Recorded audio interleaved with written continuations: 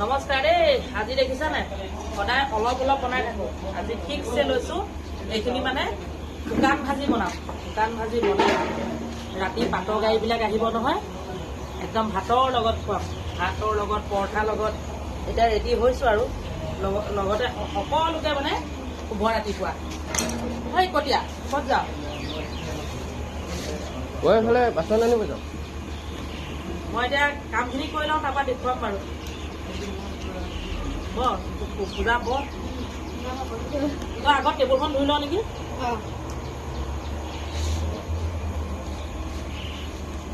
বুঢ়া গছজোপা মানে হেৰি হৈ গ'ল নেকি?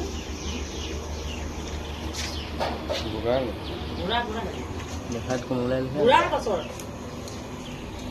এইটো কাৰণে মই কৈছিলোঁ ঠাৰিটো অকল ঠাৰি নাই, পাতখিনি লৈ লওঁ।